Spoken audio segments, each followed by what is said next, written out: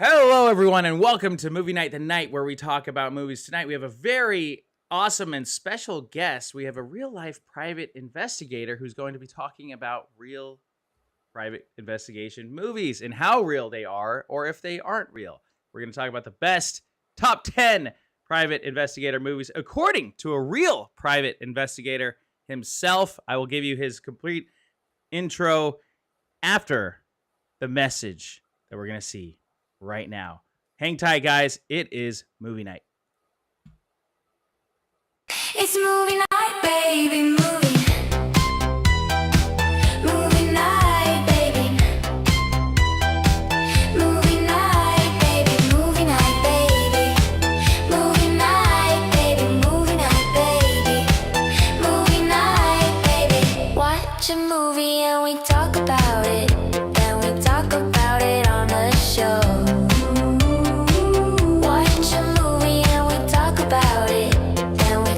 About it on the show. Movie night. Movie night, baby.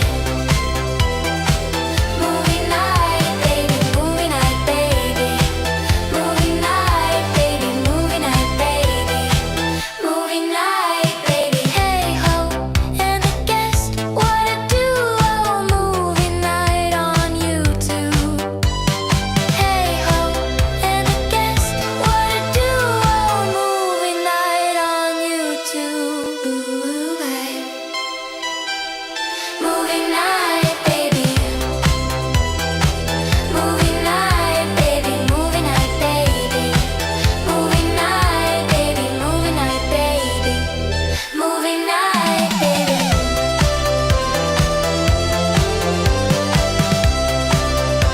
It's movie night, baby.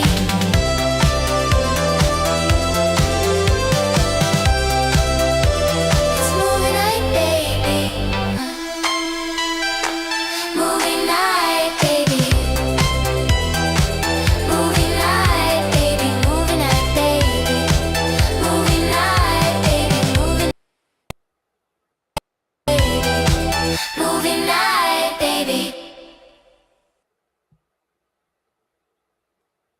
All right. So here we have Rob Holmes. Now, Rob Holmes is a real-life private investigator with more than 25 years in the field tracking criminals, cyber thieves, and global counterfeit operations.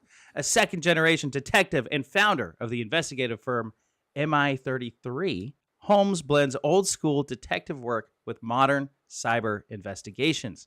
His work has been featured in Business Insider and the New York Times most recently, making him one of the most recognizable real investigators breaking down crime in the digital age. Now, Rob is here to talk about the 10 best movies that accurately depict private investigators or just do it in a great way. Rob, welcome to the show. Welcome to Movie Night. Thanks, Tremain. I'm happy to be here. So Awesome. I guess I'll preface it with this. They're not always the most accurate PI movies, but the thing about PIs is they love watching PIs on the screen. So some of them are just fun because they're just, like we want to be that guy. You know what I mean? That kind of thing.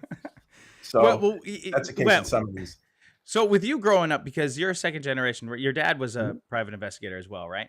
Was it something that you were always inspired to do that, or was it inspiration from movies or both? No, I did grow up watching PI movies and shows with my dad, crime shows, but no, actually, I didn't want anything to do with my dad or his business. I actually, I did the opposite. After high school, I went to Bible college.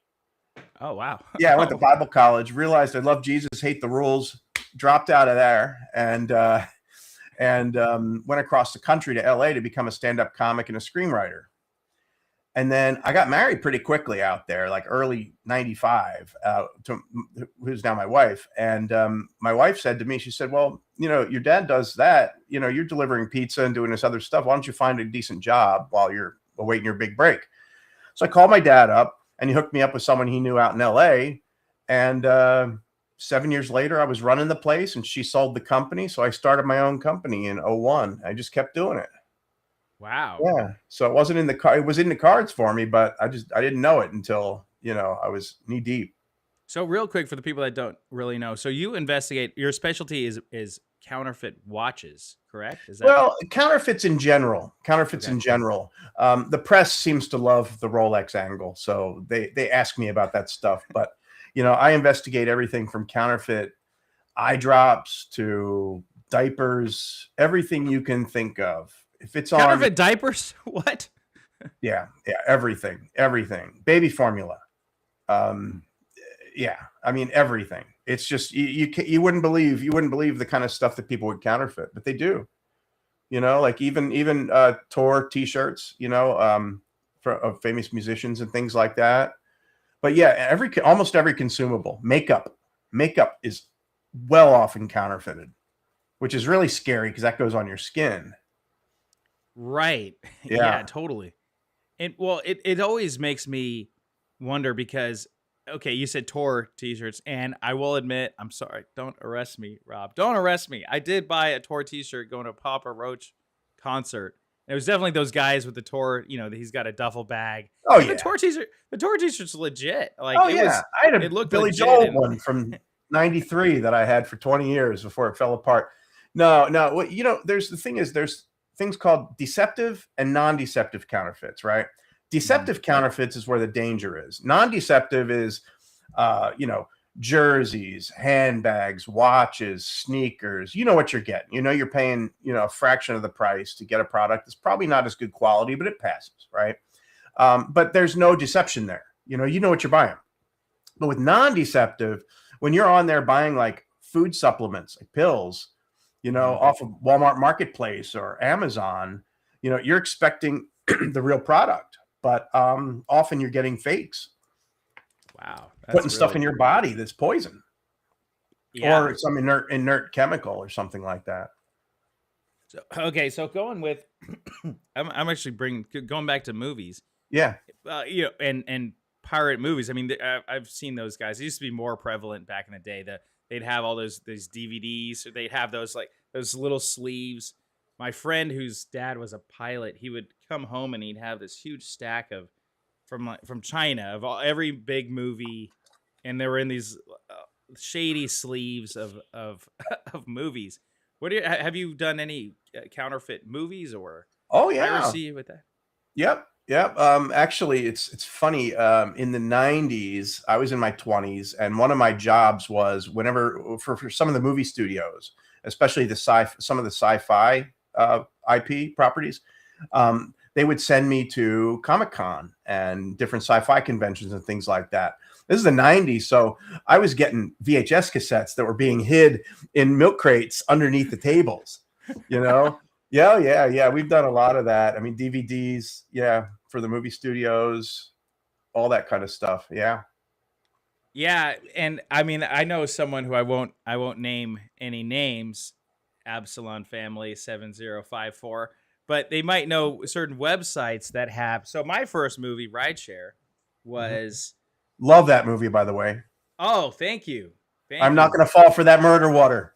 Good. Yes, don't. Yeah, don't. Yes, you got that real water, not the counterfeit mini stuff. Well, and we have a funny story about how we met too. We'll talk about that right after this.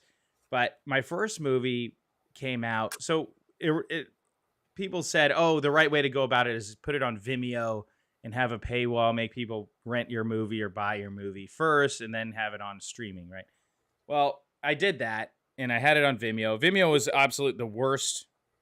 It was the worst. It was very complicated to get on. You had to download an app, plus you had to get it on your TV, and then you had to put in a code, and then you had to do all these things, jump through all these hoops. And people give up as soon as they have to have like way too many steps. At any rate, the next day, my producers I don't know how he found the information, but he found that Rideshare was number 2 on the pirated streams. Wow. Yeah, behind Jumanji, starring The Rock. So it was number 2 streaming, and and then the next day it was uploaded. It had Arabic subtitles. Jeez. The next day, within one day. Wow. Yeah, I was actually impressed. And then a couple weeks later, one version came out, and it had Russian dubbing, like dubbed. Like they actually That's did great. voiceover, yeah, with male actors and female actors and Well, everything. imitation's flattery. It's just It is. hit your pocket too. Well, and that's the thing is like, I had to tell people that invested in me that, hey, look, we took a huge hit, and it was devastating for a while. And people don't understand that there are real people, especially the indie movies. Like, okay, yeah, if it's the latest Star Wars Disney movie, Mhm. and that's pirated, yeah, they can take that hit. But a little indie movie like me, we lost tens of thousands of dollars on that, Yeah. and so it was pretty devastating. But now I've learned that, hey, if it's out for streaming for free legally the right way, like let's say if it's on my YouTube channel but monetized, Mhm. people will go to that first before, Right. right? If there's this crazy jumping through hoops thing where they had to pay for it, and I'm like, look, I'm a little tiny indie movie, and then I'm seeing the latest Transformers movie go straight to Amazon Prime streaming. I'm like, okay, Right. am I as big as that? And absolutely no is the answer to that. So, Yeah. um, but I do think that piracy is a big crime, but I don't know how much the government actually cracks down on that or. Well, I have a funny story about that. I don't know if you remember about 10 years ago, or a little bit more, maybe. There was, during the Obama administration, there was a bill called SOPA, right? Okay, And, SOPA and PIPA. I think I remember yeah, this. yeah. PIPA was the one that had a lot of flaws in it. SOPA was a sound act. But there was a major misinformation campaign saying that the bad things that were in PIPA were in SOPA, right? And I was actually, the U.S. Chamber of Commerce flew me to D.C. and stayed across the street from the White House, and me and like all these other people, and we testified in front of Congress about. We weren't under oath, but we were there to represent the industry and everything. And what happened was, it was really, it was a huge burden on Silicon Valley, right? And basically politics stepped in, and SOPA didn't get passed. But that would have stopped a lot of this. It would have been basically like requiring communication companies or networks to create a firewall to block piracy, so it couldn't pirated products, so they couldn't find their way into the United States through electronic means. But yeah, it didn't make it. Dang, It was well, politics. yeah, of course. Well, I do see certain apps, right? Even Amazon or even Tubi, you can't even screenshot an image from a movie, which I think that's good. I think Yeah. it's good, but there's always ways around. There's always 10 ways around it, or people find ways around it. Oh yeah. Well, there's a pirate app. I'm not going to name it to make it famous, but there's a pirate app that has every single sport game streaming live all the time. Every single baseball game, every single NBA game, every single UFC, and you could literally. I was at a restaurant, brunch place, and the Cowboys game was on, because I hate the Cowboys, but this is where I live. So you The pirated Cowboys them? game No, was- no, just Well, kidding. no, but check this out. The Cowboys game was on, and the guy adjusted the screen, and it was just a browser using that app. No way. Yeah. Oh my So they weren't gosh. paying for the direct TV commercial account. Yeah, I was really impressed with that, because I investigated that company, and for one of the sports companies. But yeah, I mean, it's very prevalent, and it's not going away. I mean, sad thing is, people don't want to pay for stuff if they don't have to. Totally. Exactly. Yeah. And well, going back to what you're saying, and a lot of counterfeiters are getting pretty good. Like Oh, yeah. when you were talking about your business, if you guys haven't seen the Business Insider about the counterfeit Rolexes, it's really fascinating. 1.3 million people have seen that video, by the way, guys, so you should check that out. But yeah, you were talking about how they've gotten so good, even the crown on the certain parts of the dial, and all the indicators that make it that it's a Rolex. So you said basically it's gotten to the point where you have to take the watch apart in order to see. Yeah, in many cases, actually, think of it this way, and there are whole communities built on collecting replica watches, super clones, they're called, and they have, first of all, super clones. They have their own TikTok influencers, They actually, yeah, they actually push the fakes, the fake sellers. And think of it this way: like you have, you want a, the average Patek, I think, is like 50 grand, right? Patek Philippe. Mhm. So some of these people will pay $5,000 to $10,000 for a watch that is almost indistinguishable from a $50,000 watch. Wow. They sell for really high amounts, and I don't know. I mean, I can't justify it per se, but I can see why people do it. Well, totally. Yeah, because to me, I'm like $50,000 for a watch. That's ridiculous. Even 5,000 for me is Right. ridiculous.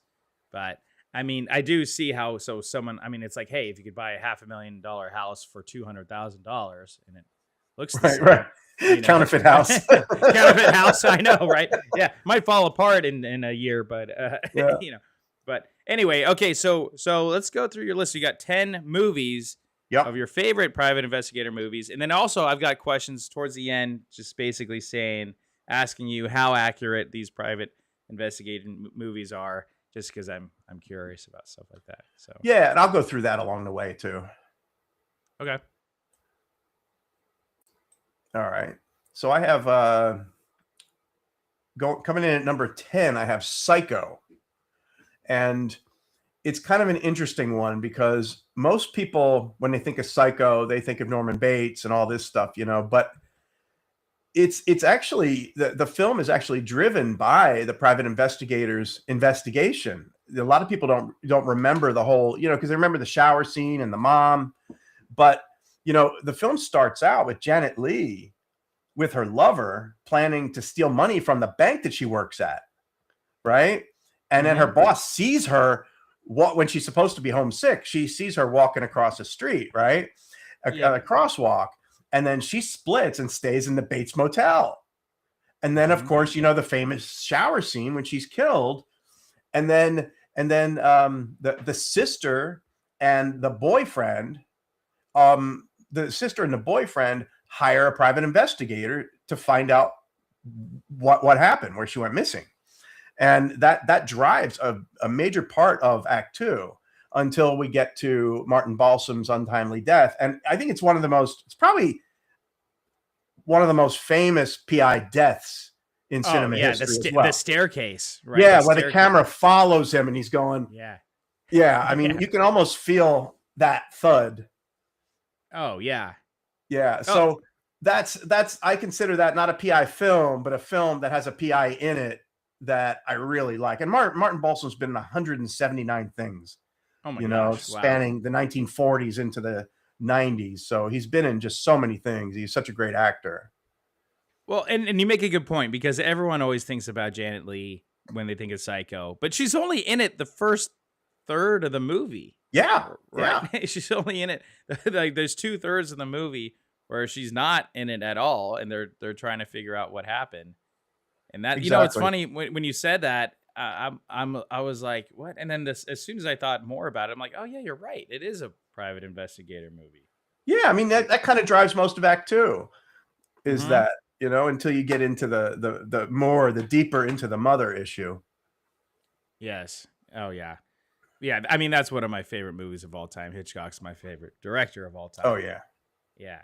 Yeah. And then number 9 is, I'm an 80s guy, Angel Heart. I don't know if you remember this one, but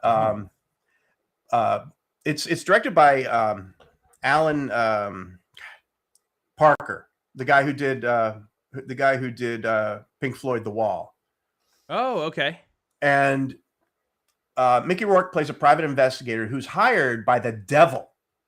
Oh, played by Robert De Niro. And he plays this guy with creepy long fingernails and there you go. Creepy long fingernails and like a cane and a beard. And his name is Lou Cipher. Lou? No, are you serious? Well, he goes by like Louis Cipher, but like Lou Cipher, right? And he hires him to find someone, right? And it's a real great example of, first of all, 50s New Orleans and just the dark, seedy, underworld of New Orleans in the 50s, but also how how PI work, footwork works, interviews, leg work. I mean, just the old good old gumshoe work. Yeah. And it's a really good example of that. And then, of course, it kind of gets into the supernatural. And I do not want to spoil the surprise because it is probably one of the best surprise endings of the 80s. Okay. Yeah. Don't spoil the surprise. No. I will watch that. I will definitely be watching this one. Notably, because I was a teenage boy in the 80s, it's also famous among teenage boys of the 80s is the sex scene with Lisa Bonet and Mickey Rourke. And it was really racy. So racy that it's rumored, because she was pulled from the last season of The Cosby Show, right? And some people, I mean, I've heard that the rumor that she was taken off of that because of this film, because it just ruined the character of Denise Huxtable. You couldn't recover from it. I don't know if that's true or not, but I have seen that written. I also heard the alternative is that she was pregnant and her character wouldn't have been a single mother. So gotcha. Either way, she was pulled from the Cosby Show after this film aired. Wow. Well, maybe both. Maybe one of the reasons, or maybe both reasons. Yeah. Boulder. Yeah. And then Harper, that's one that every PI loves. Harper. It's Paul Newman just at his quirky best. He's just cool and quirky, funny, cynical. It's based on the Ross McDonald books, Archer, the Archer series. They changed it, for Harper. And another reason this movie resonates with me is because one of my favorite screenwriters is William Goldman, who also did Butch Cassidy and Sundance Kid, All the President's Men, The Princess Bride, Marathon Man. Wow. Oh my God. God. Yeah. So this was his first. He was a novelist who was brought into Hollywood to write this film. So, I know probably more about the behind the scenes of this than I remember this movie. I haven't seen this movie in at least 20 years, maybe longer.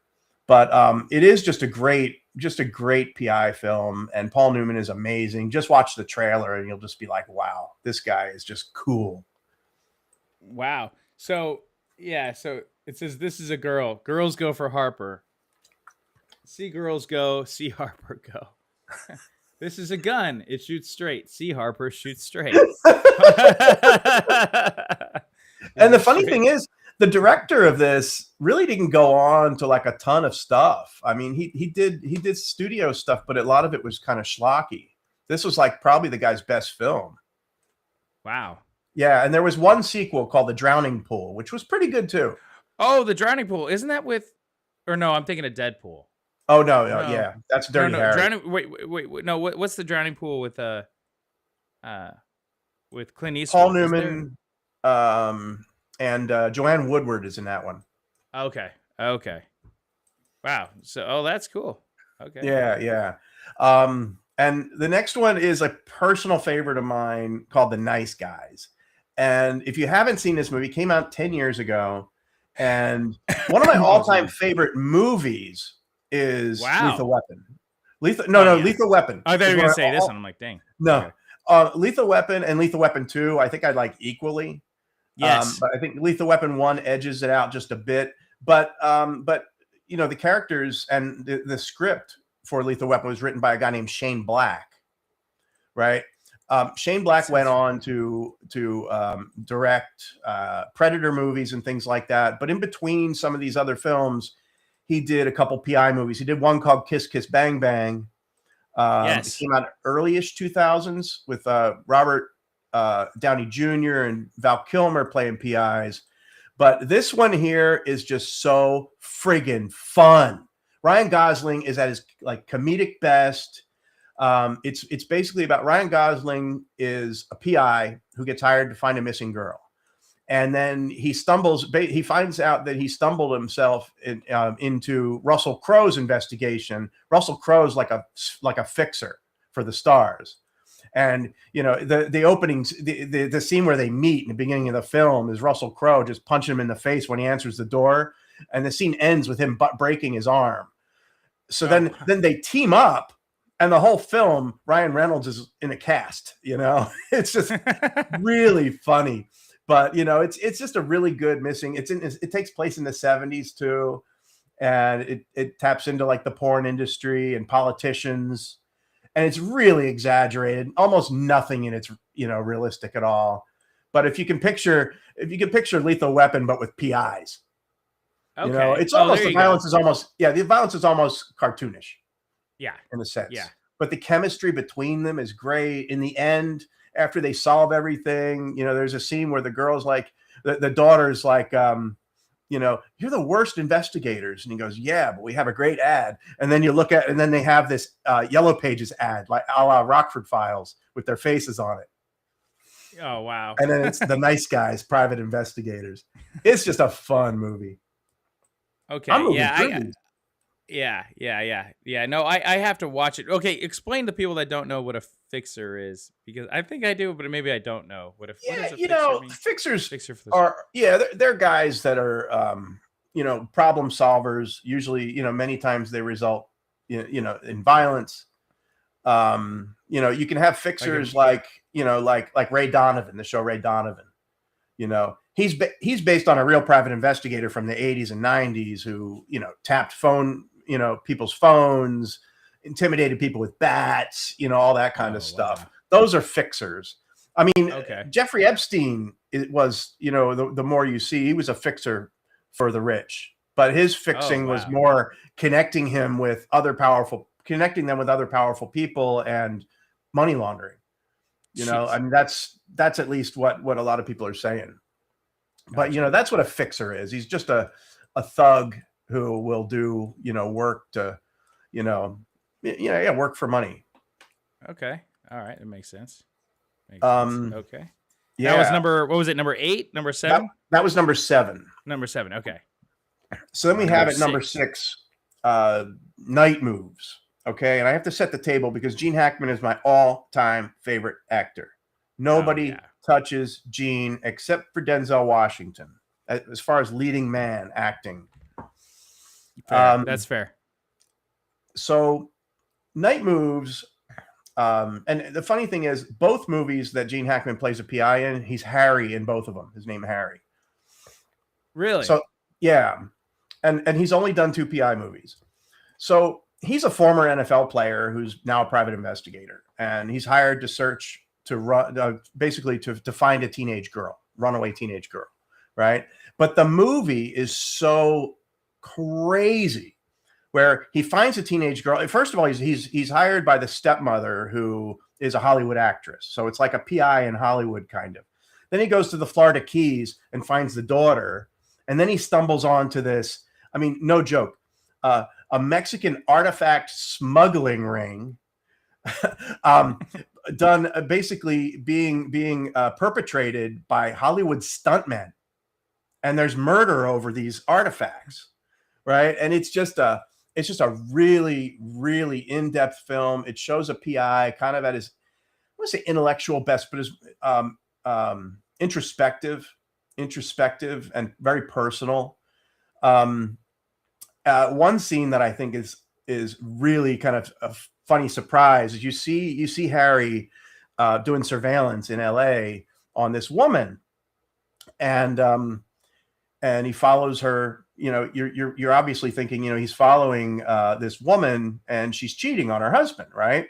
And then later at home, he comes home and that's his wife. So it was like, wow, Whoa, wow. yeah, played by Susan Clark, which ironically was in Webster, and her real husband was an ex-NFL player who was her co-star in Webster. Interesting. Oh, wow. Yeah, but it's got the tone of the film. It's very accurate. There's confusion, dead ends, moral gray areas. PIs in domestic situations, especially, PIs spend more time not knowing what's happening than actually knowing what's happening, right? So you see his frustration when he's trying to deal with this runaway girl and all the other stuff that's going on. And in these cases too, and a lot of domestic cases, which I don't handle, the clients rarely tell the truth, Right. Yeah. Right. Because they're each side has their own version of the story, right? There's the wife says, "Oh, the husband's beating me," or the husband's saying, "Oh, the wife is a lunatic and you can't trust her. They're both lying, and Right. There's probably you no have good to- guy. yeah, Exactly. they're probably both terrible people. Right. Right. And Yeah. I don't know if I mentioned, but this was directed by Arthur Penn, who just maybe 5-6 years before that did Bonnie and Clyde, which was nominated for everything. Wow, no way. Yeah, interesting. yeah. And he's definitely one of those top directors of the 60s and 70s. But yeah, even the his travel and the way the time paces out is very realistic for, you know, an investigator, you know, working two sites. I mean, he's in LA, then he's in Florida Keys, and then, you know, back again. And, you know, being manipulated by this teenage girl who is Melanie Griffith Oh, no way. What? in her first film role. That's right. Wow. Yes, Melanie Griffith. Yep. And she's the daughter of basically the stepmother only needs the daughter because of her trust fund. She couldn't care less otherwise, but that's why he needed to track her. And of course, he stumbles onto this whole Mexican artifact smuggling ring with Cessnas and all this stuff. It's really good. It's really good. So does stuff like that, when you see like an artifact ring, for example, Mhm. does that really pique your interest because that's your world of counterfeits? And I don't know. Right? Did you watch it way before you were doing all that stuff? I watched this stuff. Yeah, I think I watched this movie in the 90s sometime. I really got into film in the 90s in my 20s. And I did rewatch it recently. I got it on Blu-ray and watched it again maybe a few months ago. But cool. But yeah, I mean, you know, the fact that it's Mexican artifacts and it's not drugs, you know, in the 70s, they thought of something so unique like that. I mean, you know, there's no other movie that talks about Mexican artifacts, you know, museum pieces being smuggled and sold to the rich. I mean, it's just it's kind of a refreshing, topic of crime. Totally. Now, number 5 is, I think, one of the greatest PI characters of all time. Have you ever seen Zero Effect? I have not. No. Okay. Zero Effect. First of all, you mentioned Jumanji earlier. Yes. Right? I don't know if we were on air already or not, but I think we were. Well, yeah, we were. The guy who wrote and directed the Jumanji films is a guy named Jake Kasdan. The new Jumanji films or the the Robin new Williams ones? Okay, the new new ones. ones. Okay. Lawrence Kasdan, the famous screenwriter's son. Okay. Oh, no way. And oh, wow. he did a movie, I think it was called Orange County, with Jack Black and Tom Hanks' son. And that was kind of a quirky 90s movie. He did this one after it. And this is I think it is Jake Kasdan's best film. Okay. And Bill Pullman, besides TV series The Sinner, this is his best work. Wow. And besides being the president of the United States and Independence Day, right? Yeah, but I'm talking about really getting deep inside a character, right? Okay. Yeah, of course, president. Yeah. Right. So he is the most quirky, nutty PI that you'll ever meet. And he is probably the closest to me when I was in my prime investigating crime rings in the early 2000s. I was cranking out 10 cases a week. And I was just drinking Mountain Dew and eating Cheez-Its 24/7. You know, the way he acts in this film is exactly how I was. And the only way he can cope is with it's basically loosely based on like Sherlock Holmes and Watson, right? Okay. Because in the books, Holmes really couldn't cope without having a balance in his life, which was Watson. So Daryl Zero is, you know, the main character. And then, well, really you have Ben Stiller, who, it's a great role for him too, but Ben Stiller plays his Watson. He's like an attorney who kind of just handles everything for him. Mm-hmm. And, you know, he does the meetings. No client ever meets Daryl. Right. And you see in this film where Bill Pullman, he's got all these fake IDs and he's gone to the gym. And because, you know, like we talked about earlier, how the client rarely tells the truth. You know, he's hired by Ryan O'Neal to find, basically get to the bottom of this blackmail scheme, right? But he needs to know more of the truth about about Ryan O'Neal and his character, this rich guy's character. So he goes undercover and he's at the gym jogging next to him, basically interrogating him without him knowing it. Right. So, there's all this. And of course, he's the villain of the film, turns out. Okay. Yeah.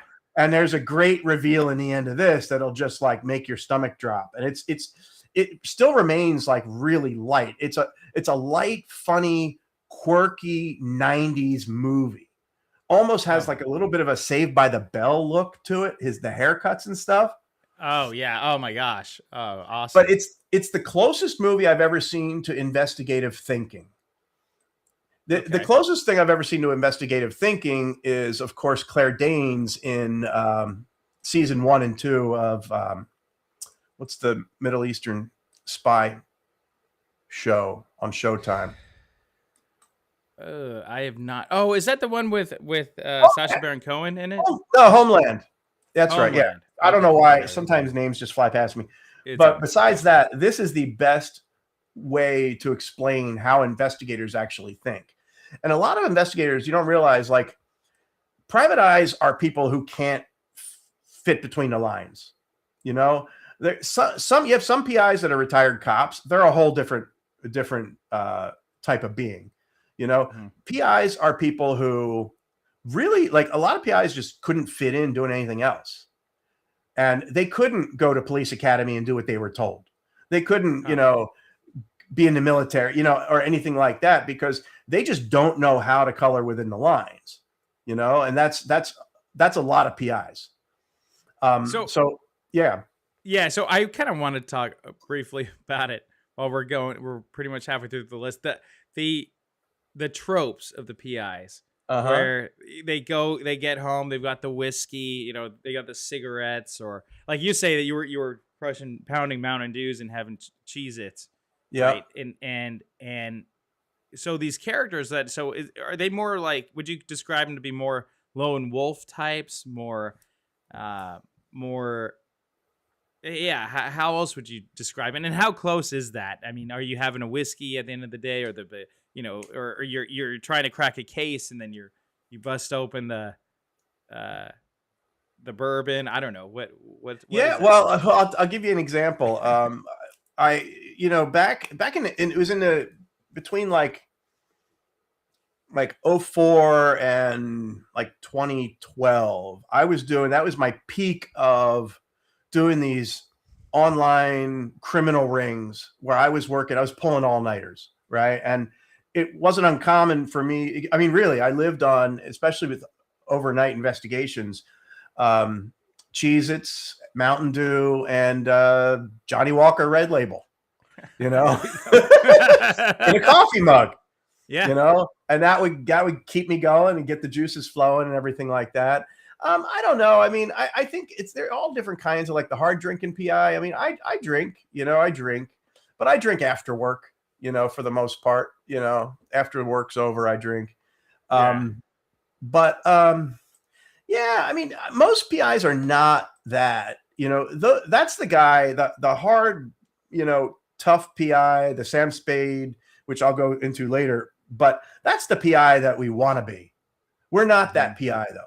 We're more like Daryl Zero, quirky, nutty, usually not tough guys. We're not tough guys, for the most part. We're people who didn't fit in school and, found a niche. Yeah. Right. Okay. That makes sense. Mm-hmm. That makes sense. Yeah. Yeah. Well, we're definitely getting some movies that I have to watch, and everyone else has to be watching it too. Tom Baker says his favorite private eye is Philip Marlowe. I do not include Philip Marlowe in this, and it's not because I don't like it. It's because I only wanted to put one Bogart film in here, and I had to pick Maltese Falcon because that's the GOAT. That is the GOAT. Yeah. Oh yeah. But The Big Sleep, the Philip Marlowe, The Big Sleep is definitely one of the greats. Yeah, absolutely. Yeah, and also in this another parallel to the Sherlock Holmes themes in Zero Effect is that the woman that he's effectively the blackmailer in this film is basically the only person to ever get anything over on Daryl Zero, And in the books, Scandal in Bohemia, which is, I believe, the first Sherlock Holmes story, Irene Adler was his opponent in this film, and she gets away, and then he never catches her. And in the other books, she's mentioned, but she's never caught. And this woman, same thing. In the end, she gets away, and he basically says, she's the only woman. That's like the ending line. Like he's just in love because she's smarter than him. Wow. So, okay. And then, because of one of the listeners talking about Bogart, about the Marlowe, The Big Sleep, number 4, and I had to just pick one, and one because most of your audience is younger. You're not getting guys in their 70s, so I didn't want to pull too many movies from pre the 60s. But the Maltese Falcon's the GOAT. Sam Spade. They come from the Dashiell Hammett books. And it's just a really good, hard-boiled PI. It's the guy that every PI wants to be, but we just aren't, Yeah. Oh yeah. Oh my God. Well, it's the guy every guy wants to be. Yeah. Yeah. Yeah. I mean, he's just so cool. He's the only guy he could really pull off that fedora hat and the trench coat, and he's always smoking, and he's got the drink, and here's looking at you, kid. And Exactly. it has the, it's the stuff that dreams are made of. That's the ending line in this film. The stuff that dreams are made of. Yeah, I know. And in this movie, basically, just to give a summary, of it, Sam Spade, his partner is killed. And he's investigating his partner's murder. And in this investigation, and he even says in the film, I didn't really much like the guy, but he was my partner. Right. Yeah. Yeah. So his partner's killed, and that's what happens. And then you get this classic, what they call in the film industry, they call a MacGuffin. Yes. A MacGuffin, a good modern example is the briefcase in Pulp Fiction, right? Where you don't know what's inside of it, but it's important, right? And people will die for it. Well, the Maltese Falcon, this black statue of a falcon, is what everyone's killing each other for. And in the end, they don't even find it. He doesn't even find it. They find a fake one. Right. But he solves his partner's murder, and the movie's over. But it's just flawless from beginning to end. And it's written and directed by John Huston. Right. Who's one of the great of all time. Well, yeah, and you brought up the MacGuffin. That is a classic example of a MacGuffin, and it is something that every good movie has one of these. But we realize that it's the important thing the characters are after, but it's actually not that important at the same time when you look at it, like, because in Pulp Fiction it actually doesn't really matter what's in the briefcase. It doesn't matter, It's right. more of the question of what could be in the briefcase. It's more of a conversation than anything for the audience, and it actually doesn't matter what. Yeah, right. But it's right? something so important. Like, you remember right. when Sam Jackson, when John Travolta looks in it and the light comes up, and Sam Jackson goes, "Are we cool?" He goes, "Oh yeah, we're cool." Like, he knows what it is, and it's amazing. Right? Yeah, it is. It's something amazing, and it's almost better that we don't know what it is, or we don't learn what it is, because once you learn what it is, or the mystery, then it's like, oh, okay, it's $100,000, or it's a gold necklace, or it really doesn't. It's better to have a mystery behind it. Right. I heard one fan theory that it was Marcellus Wallace's soul. That's what was shining through so much. Yeah, wow. Exactly. Yeah. Exactly. Yeah. Well, speaking of John Huston, he's actually an actor in my number 3 film, Chinatown. Oh yeah. Okay. And Chinatown is another one that is picture perfect as far as PI movies. I mean, the way he does surveillance, following cars, photographing subjects, even digging through records. It's probably the most accurate PI film that I can think of. And just to kind of give, I wrote down a little bit of a synopsis. I mean, Jake Gittes, his name is. He's an ex-cop. He used to his precinct was in Chinatown, as an LA cop in the 30s. And he was in Yeah. Chinatown, which is kind of an important, obviously it's the title, and it's kind of an important kind of neighborhood in the film because a lot of bad things happen there. And, Jake Gittes is hired. It's just a routine adultery case involving a water department official. And one thing that's neat that I always tell, because I don't do adultery cases at all. I don't do marriage. I don't do those because, like I said, there's usually no good guy. And Right. there's a really neat scene that I repeat very often where she comes in, she says, I need you to investigate my husband. He's cheating on me. He goes, how do you know? He goes, a woman knows. She goes, a woman knows. And then he said, let me give you some advice. Just go home and be with your husband or something like that. She goes, why? And he goes, you know what? I'll catch him cheating. You'll get a settlement. He'll probably marry the girl.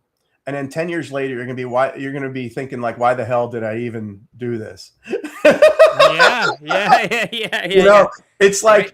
yeah, it's just, she said, do you love him? Yes. And then he says, just go home and be with him, and it's crazy because not that I say, yeah, if your husband's cheating on him, go back to him. But there are more things. I don't even know how to say it. I mean, not that there are things more important than finding these things out, but, you can work through your problems without hiring a private investigator. I guess that's what I'm saying, which is more adversarial. Totally. But right. But yeah, the whole cheating thing is one thing, but if you're investigating an underground fake artifact ring or something like that, Right. or if they're knocking off your company's handbags or watches, that might be a time to Right. And, to hire. yeah, you get hired for custody cases and all that stuff. And I have PIs, like I have a whole network of PIs that I can refer those cases to, but I just don't do them. It's just not my thing. But yeah, so like what this movie takes place in the 30s, and there was this big real life scandal because, LA is in a desert. California is a desert. So water is really hard to come by, and it's very political, like how it got there, water gets there. It's all irrigation. So this is about a massive water department scandal from I think it was the 30s. Yeah, I think it was the same time period. And it's just this massive. It's a rich family who is actually the rich family is what's his name? John Huston plays the rich father of Faye Dunaway, and I don't know if I should give away. I mean, there are so many tropes that come from this movie that are now funny. Like, Yeah. One thing that happens in movies that is such a cliche, but when it was first done in Chinatown, it was beautiful. It was a masterpiece. Was when they're shooting at the cops. They're in Chinatown and they're shooting at Faye Dunaway in her car. And then all of a sudden, the car slows down to a stop, and then you'll hear like her head was on the horn, right? Yeah. Now that happens every time you shoot someone in the car, even though the horn isn't even in the center of the steering wheel anymore, Right. Right. Right. But it was genius at the time. And then there's also this. Do you remember much of this movie? Oh yeah. Okay. Yeah. So yeah. there's also the famous, she's my sister, slap. She's my daughter, slap. Slap. My sister, Yeah. slap. Slap. She's my daughter. sister and my daughter. And like, yes, that scene is movie, amazing. That scene to me is a little outrageous. Rewatching it. Yeah. But maybe the first time I saw it, it was like, what? I know, especially a man hitting a woman on camera on screen. It almost reminded me of Airplane. An airplane when they're like slap out of it, and, like they're all in line. Exactly. Like, Pull yourself even together. the nuns in line. Yeah, get yourself together. Smack. Exactly. And believe it or not, this movie is nominated for just about every Academy Award, all the main ones, but it only won one. And really? I do think this is one of the rare perfect screenplays. It was Robert Towne who wrote it. And Robert Towne came from the old Roger Corman B-movie world.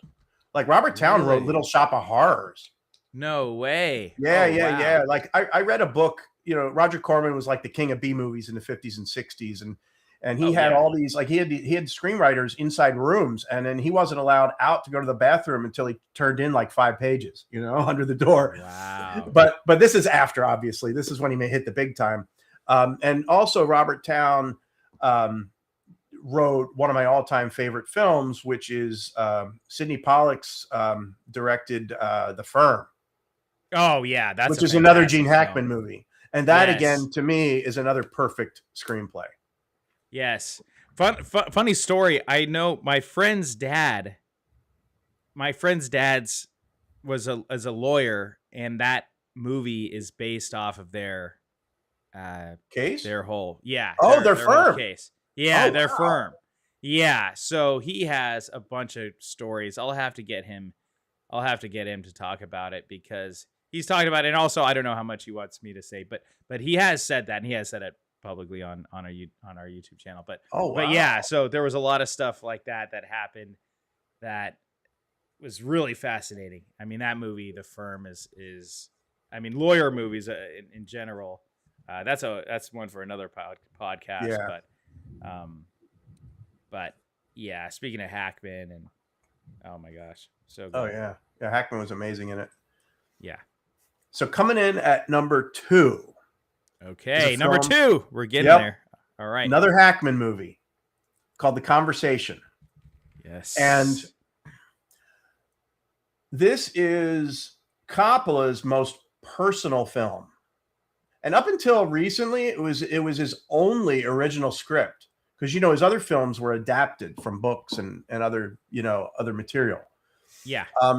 This is based on basically Harry Call. His name is Harry Call, is the world's greatest wiretapper or eavesdropper.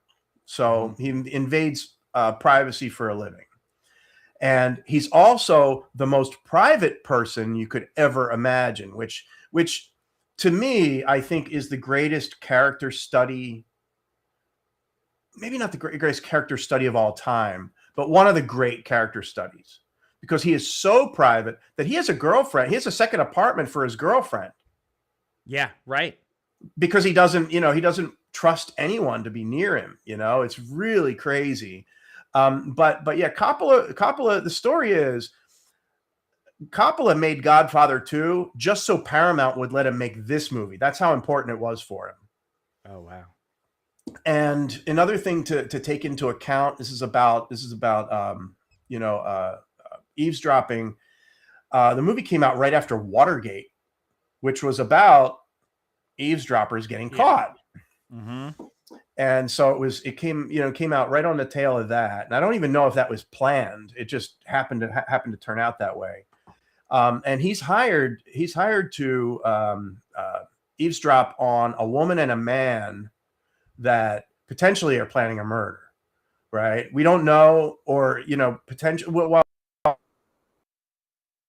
kind of giving some things away. Well, it's okay. But he's hired by a rich guy. Yeah, by a rich guy who is Robert Duvall, and in a rare early, well, no, not early there, but Harrison Ford is his assistant, and that was a rare early performance of Harrison Ford.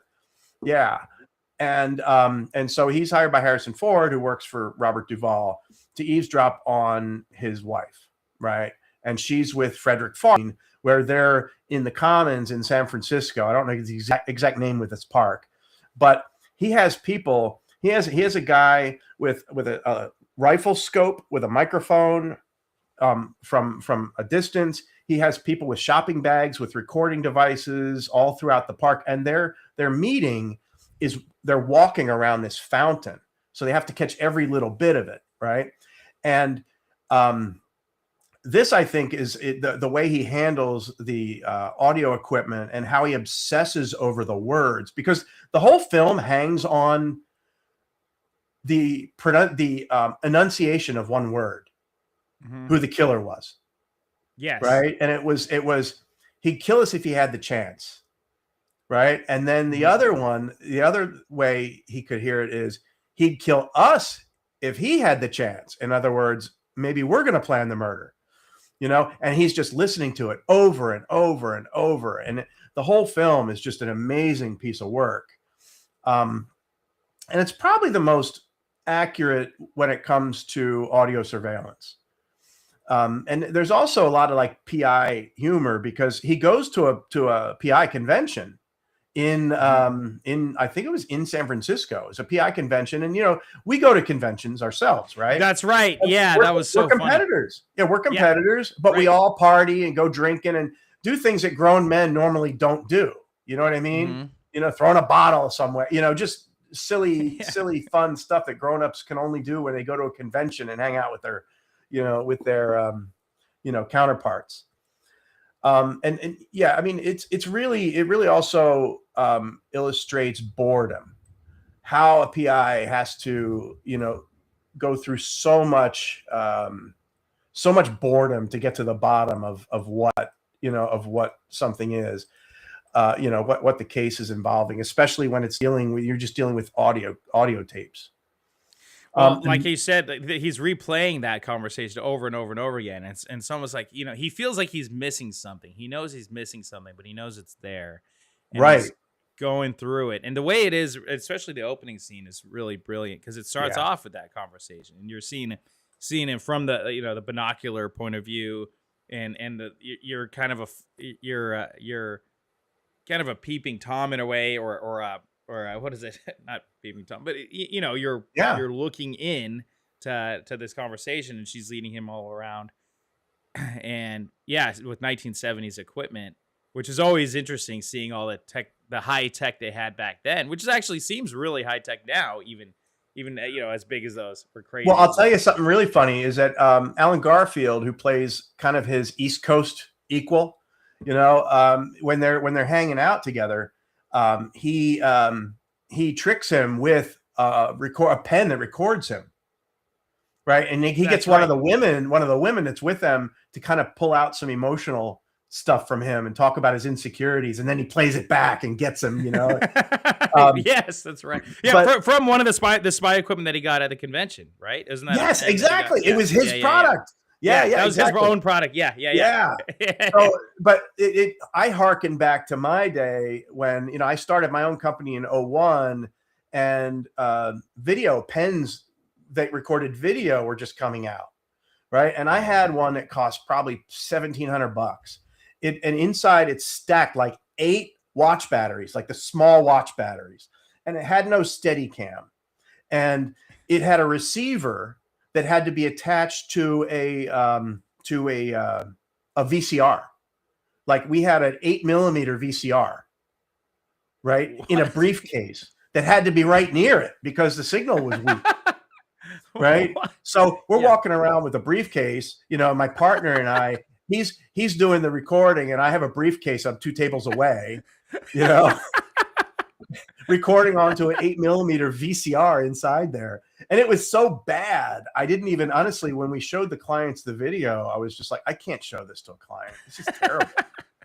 So that was like 25 years ago. And now you can buy a video recording anything, a pen, glasses, pins, you can, So I mean, even just watching the equipment, change throughout the years is kind of funny. Totally. There was a movie, was it? I forget the name of the movie, but it was a newer David Fincher movie. And in that movie, the guy has a, he has those GPS, you could buy a GPS, like an AirTag type thing. Right. And they have a bunch of different, types of those. Those are really small. The AirTag will notify you that there's an AirTag nearby, which is kind of creepy. But then there's other ones that I don't think they notify you. So you could track someone, you could put it underneath their car. I don't know if I'm giving you ideas here, but then there's other ones. There's a key fob thing, where you have a key fob, and you see him go on Amazon and buy a key fob duplicator.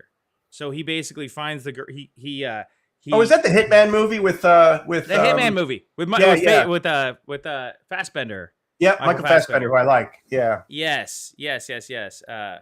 Hitman Fassbender movie. What is that? I actually liked it. I thought it was good. The Killer. It's called The Killer. Right. The first time I saw it, I didn't like it. there are just so many things realistically that just didn't mesh. Or like, unrealistically, I mean, yeah. well, yeah, like he's in that WeWork facility, Mm-hmm. right? And he's in a WeWork facility, and apparently the guy one of like the janitor or something has the key to it and just walks right in.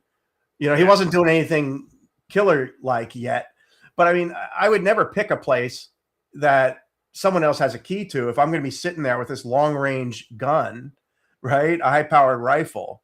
It just, you know, that, and then totally. some other like tropes they stuck in there. But like, I watched it a second time recently, and it was fun. It was fun. Yeah, again, it's fun, but I had fun with it, but it was something that I like the voiceover narration when he's talking to himself, or that got a little boring after a while. Constantly, what's my heart rate? What's my heart rate? I'm like, oh god, right? Oh yeah, god, that's true. heart But rate. he goes, but that is a prime example though of the unreliable narrator, right? So Yeah. because he's not reliable as a narrator, Right. At all. Right. Yeah, and there's like the bad guys have when he gets to his house, the bad guys have a whole big pile of cigarettes by the door, by the gate. You know? Oh Like, yeah. Come on, there are a lot they of things. professionals? Are they just Right. going to leave a pile of cigarettes out so he can see? You know? Yeah. And that comes from the Hound of the Baskervilles, by the way. That's how because they were in the woods, and that's how he found Watson. He found a pile of cigarettes. Oh, interesting. Oh, I didn't know that. Is that okay? Yeah, well, in the book, I don't remember if it was in the movie. Sherlock Holmes and the Hound of the Baskervilles. Baskervilles, yeah, Hound of the Okay. Baskervilles. Oh, interesting. So number one, Okay, number one, the number one PI movie, in my opinion, from a PI's perspective himself. Yep, is Shaft. Wow. Can you dig it? It's Damn Shaft. right. And I will tell you, I will dispel all the myths and tell you why this movie is so historic and smart and important. First of all, I'll basically tell you the story. He's hired. He's a PI who's hired by the head of the Harlem mob to find his kidnapped daughter. Okay, and then he goes on a series of interviews and meetings and a lot of tough street talk. And what you learn about Shaft is that everybody respects him. Okay, even the police, right? And he has one thing that's interesting that people don't know if you didn't read the books. But first, it's interesting. It comes from a series of books, right? John Shaft novels, and it's written by a white guy named Ernest Tidyman. And the thing about Ernest Tidyman that's very interesting is he was hired to write another film that year called The French Connection. So Ernest Tidyman writes The French Connection and Shaft about the same time. The movies come out the same year. Ernest Tidyman wins the Oscar for The French Connection. So this is a Wow. good screenwriter. This isn't just someone that came along and tried to make a violent film. And there's only one real bit of violence, except some violence toward the end. But in the beginning, the crime boss's thugs are in his office, and he's like, "No, this ain't gonna work." And he just takes the one guy and just throws him out the window, right? And you're like, I want to be that guy, I want to be that guy, right? Right. And breaks every bone in his body and all that stuff. But then this is the head of the Harlem Mafia sending his guys there, and he's just throwing them out the window like they're nothing, like he's not afraid of this boss, Wow. And he ends up getting in touch with the guy, Bumpy Jonas, his name is, who's really a real character, based on a real character at the time. But he calls him up on his private line. And he goes, "How'd you get my number?" And Shaft goes, "On a goddamn wall in a subway bathroom. Now answer my question." So, I mean, there's so many great lines in this movie. First of all, the theme song, the lyrics don't even start until 3 minutes and 8 seconds into the song. right? And the Wow. whole Yeah. time he's walking, it's just playing this song, you know? And then the opening line of the song is, who's the black private dick who's the sex machine to all the chicks, right? Shaft. Not a Yes. lot of chicks, all of them. All of the chicks. And Yes. here's the thing you have to understand. Later in the lyrics, it says he's a complicated man and no one understands him like his woman. So he's a sex machine to all the chicks, yet he has a woman he goes home to after all this stuff, right? And in the book, believe it or not, in the book, it's him trying to shake off this sexual encounter he had with a woman the night before while he's walking through all this. You don't see that in the film. You just see him walking intently and looking tough. But yeah, he's shaking off this amazing woman that he was with the night before. And you know, another thing that makes this movie interesting is that right away he has this kind of lovable but antagonistic relationship with the cops. But there's this one lieutenant named Vic Andrazi who they really tease each other to the point of, like, you know, he definitely has you know, he has something, you know, like a good relationship with this cop, and he sticks up for him when the other cops try to lean on him and stuff like that. And then the backstory to that is, and you don't know this, but then you realize, when you realize the backstory, you're like, holy crap. I mean, this is deep. Vic's son died in Vietnam, saving Shaft's life. Oh, wow. So you're like, whoa, this is like father and son stuff. Whoa. You know, and then you can see why, like, you know, like Vic says to the cop, to his partner, he's like, why didn't you lean on him a little? He goes, you don't lean on that kind. You know. And another great line in the movie is when he is with his woman, and he says, she's like, you all right? He goes, I got to feeling like a machine, and that ain't no way to be. That's one of my all-time favorite lines. Wow. Yeah, Wow. yeah. So the cultural importance of this film, I mean, is, you know, a lot of people don't know this, but Gordon Parks was the director, okay? And it was his first film. But before he directed Shaft, you know what he did? What? He photographed the entire civil rights movement for Life magazine.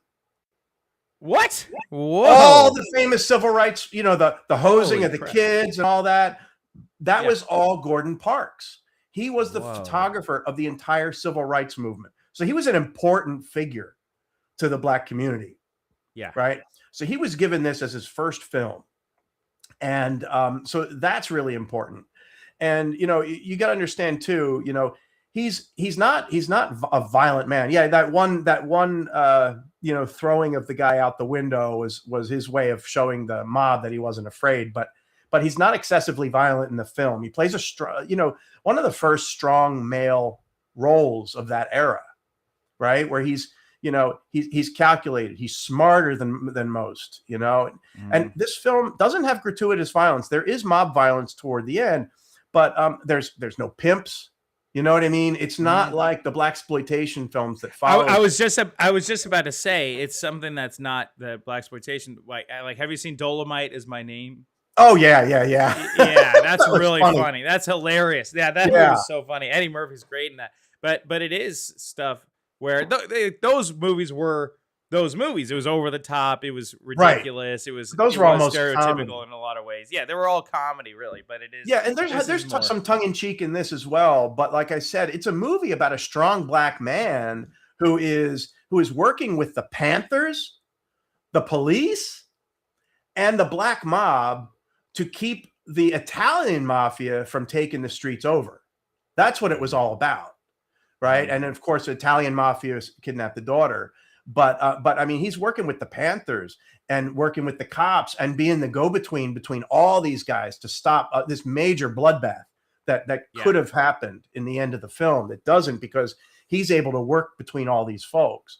So like I said, it's a really important film, you know, especially in my opinion, in cinema, but also Black cinema. So do I pull off the kind of the sideburn, the mud chops, and the mustache? Oh A little man, bit, and he little is bit. so. And I gotta say something. I'm a straight man, but that's my man crush. I gotta tell you, Yeah, yeah. he's my man crush, man. Yeah, yeah. He's just Actually, yeah. you know what's really funny? Do you remember when you and I met? I was with a friend of mine named Keith. Hey Keith, if you're listening, he golfed with Richard Roundtree, like a regular golf partner. No way. Yeah. What? Yes. That's just one of Whoa. those funny things. So you met him, and he golfed with Richard Roundtree. I never met Richard Roundtree. I sure wish I did. But. What did he say? What he was like playing golf? Was he? I didn't really ask that many questions, but he does, like, when he drinks, he doesn't really like being called Shaft all the time. You know what I mean? Oh, right. Yeah. I did hear he did tell me that because it just gets old, you know, and I'm sure. He doesn't have patience when he's out late drinking or something, you know, and too many people say it, you know, he'll get a little testy. Gotcha. But yeah, I mean, this to me is one of the greatest movies of all time in its lane. Yeah. So yeah, let's talk about real quick about how we met, and that was really interesting. I remember I was at Killer Shrimp. Yep. In Marina Del Rey, California, right overlooking the water. Yeah, and I was having lunch. I forget who I was with, or was I by myself, or was I with someone? I forget. But I remember, you guys were at the table across from me. And you guys were talking about movies. I don't know. You guys were talking about movies. Yeah. Something.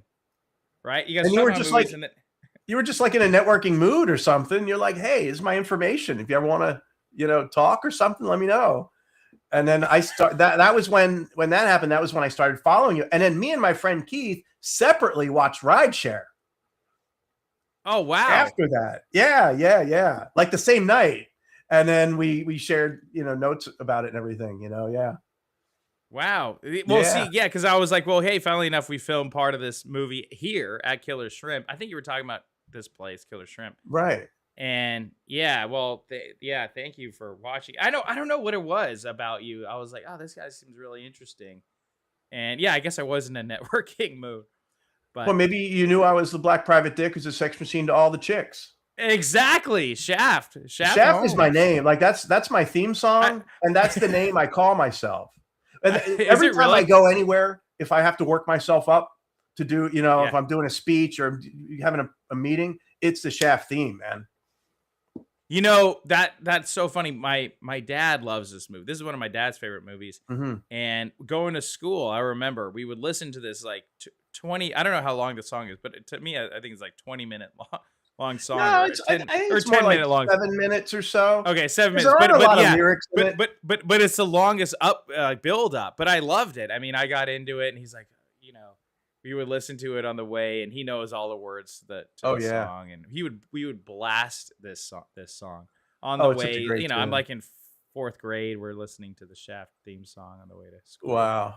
Yeah, Isaac Hayes was amazing. Yeah. Oh yeah. Oh my gosh. Yeah. And I love this. Shaft's his name. Shaft's his game. Yeah. And then the Mob One in Harlem back, they got Shaft up to here. Yeah. I mean, it's so good. Oh, you know, also Ernest Tidyman wrote the second Shaft. There are 3 Shaft movies. They're like 6 or 8 books. But there's Shaft's Big Score, which was a fun action movie, but not at the same level as this one.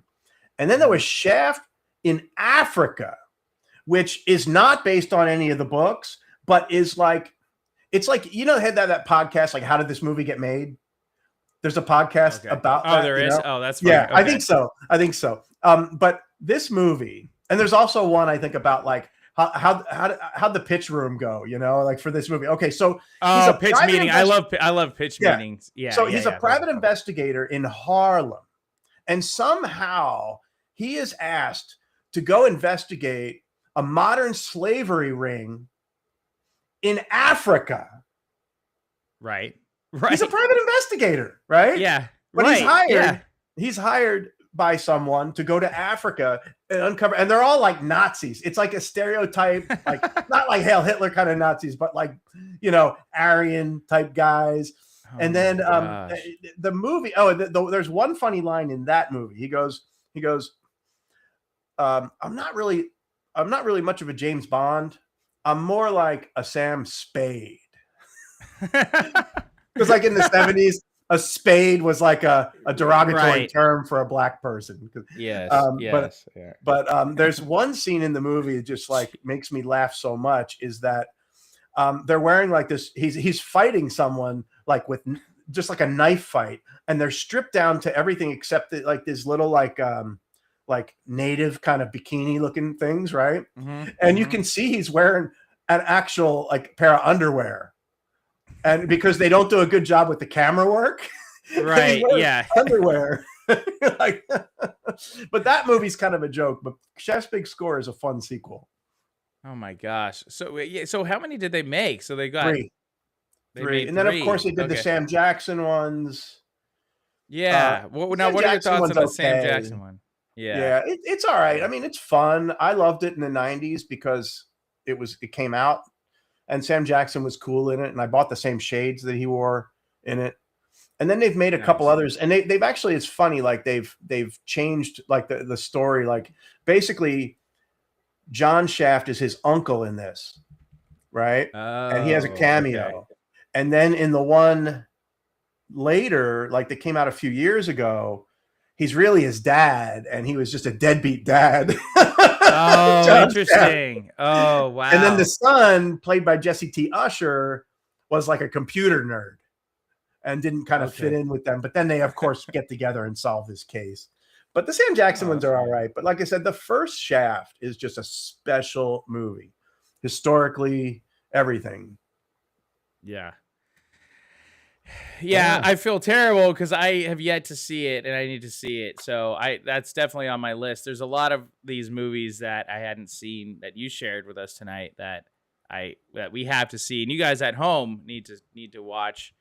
It's an excellent list from a private investigator himself with some PIs obsess over PI movies. Like every PI has their favorite few PI movies.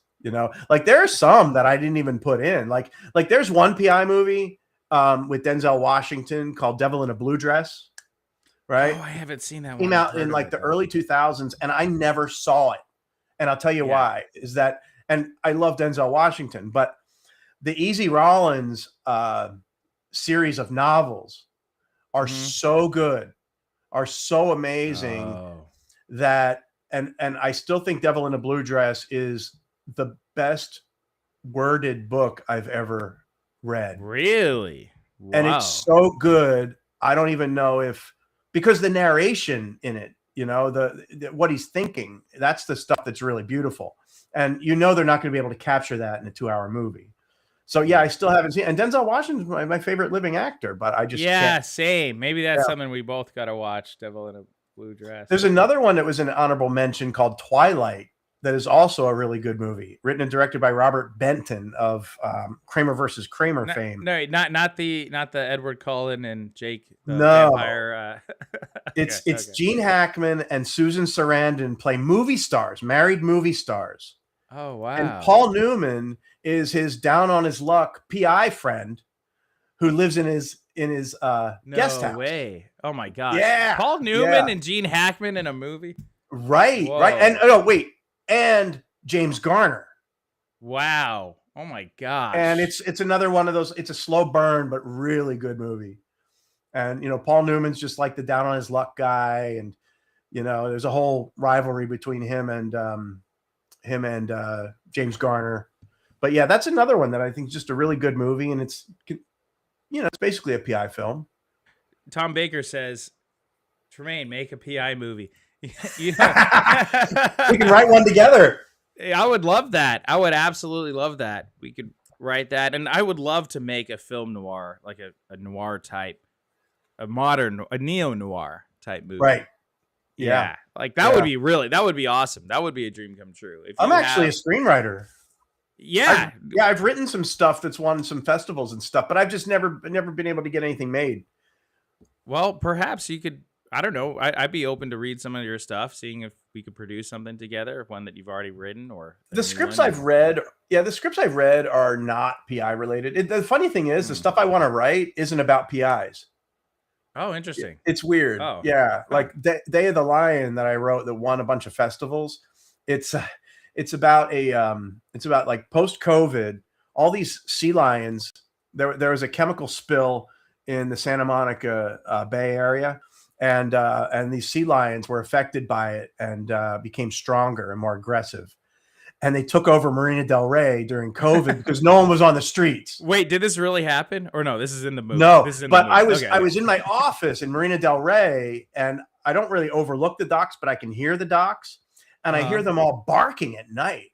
And I was just like, what if these things turned on us? You know, they're just so slothy, you know, on the docks. But what if they turned on us? And there was a real article about a chemical spill, a medical waste spill in the Santa Monica Bay. So I put those two things together, and I had like a PI and his wife are kind of in the middle of the whole thing, and the government is basically trying to cover it up. But it's a fun script. It's like an action comedy, but it's a big budget. Like, it was kind of like The Birds, where you look at the birds, like, what if they turned on us? Yeah. Right. That's what's scary. Yeah. Or sea lions are huge. I mean, but if they started getting like these Rottweiler shoulders and stuff, and coming at you. Yeah. But man, I had a fun time doing this, man. I was glad to do it. Absolutely. Thank you so much for coming on. I really appreciate it. That was a blast. And thank you for sharing your knowledge, your film history as a movie buff yourself. It is so cool to talk with another fellow movie buff and give some insights to movies that I hadn't seen. So I definitely need to check these out. And you guys at home need to go check it out.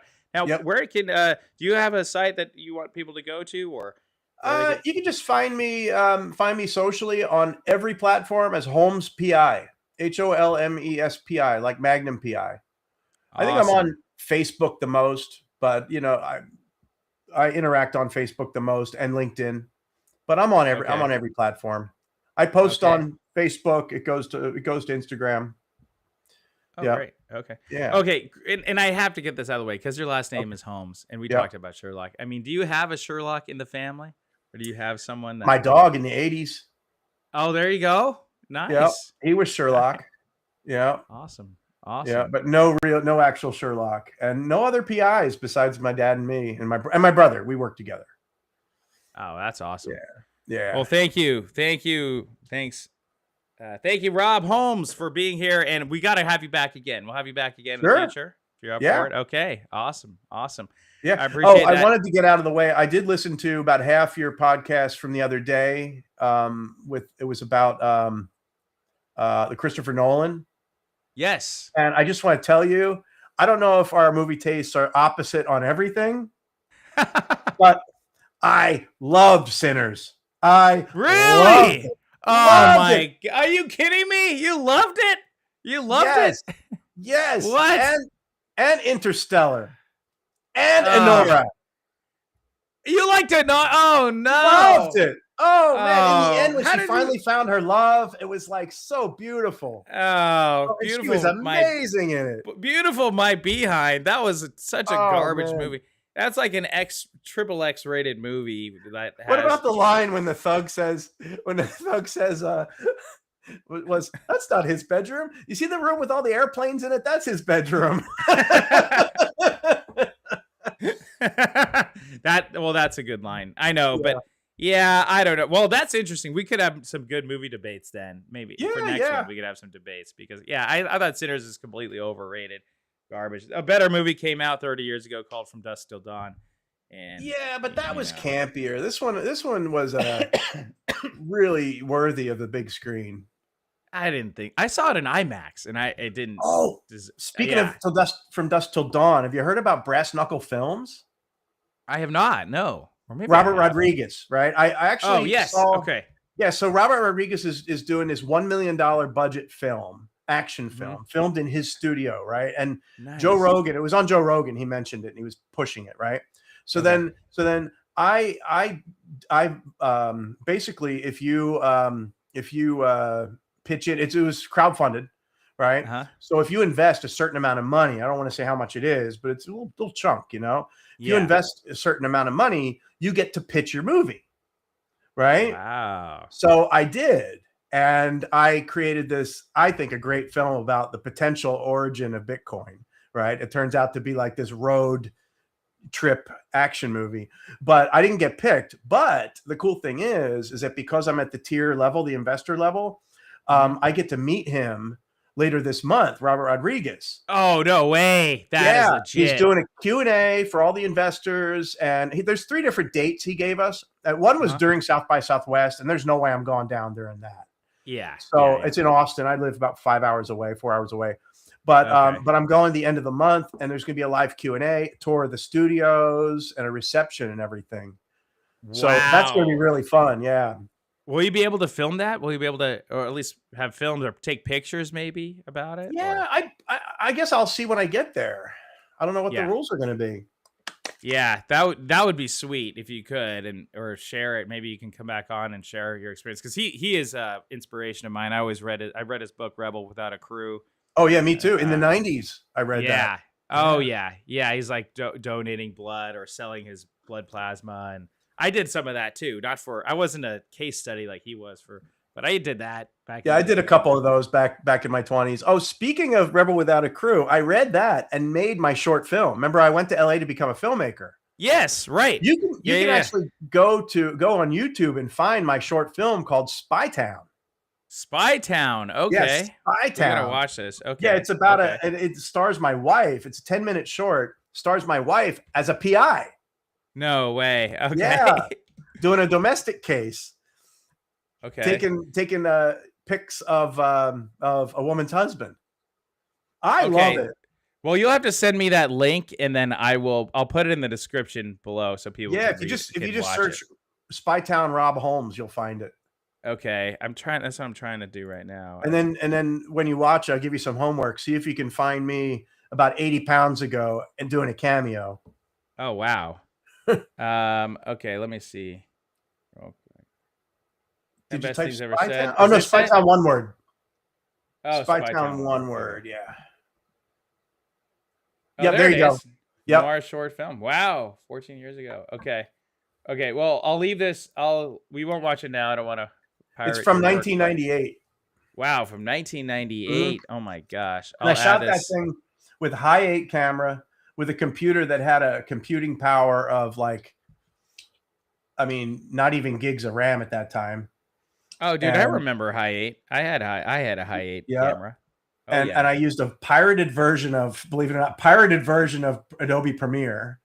Yep. I did have that too. Although I do have the official one now, Adobe. If you guys are listening, and you guys should sponsor. Yeah, only for a brief amount of time when I was 14 years old did I do that. But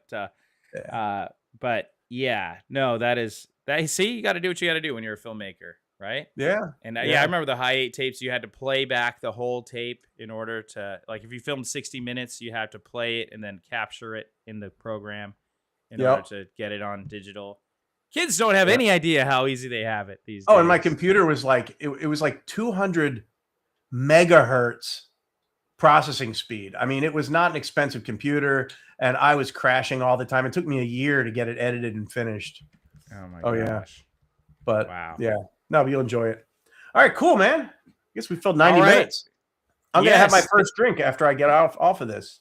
Awesome. Well, cheers, brother. Thank you so much for joining in. And till next time, we'll have you on next. By the way, guys, hit that like button and subscribe. If you guys really want to support the channel, go to patreon.com/Hayhoe Studios. Every bit counts. If we get 300 people supporting, we can be fully fledged nonstop studio. So we have 2 so far. So 298 to go, baby. Let's go. Nice. All right, guys. Thank you. All right. Thank you guys for tuning in. Okay. So there we go. See ya. Bye, Rob. Take care. Bye. Like and subscribe, it's movie night.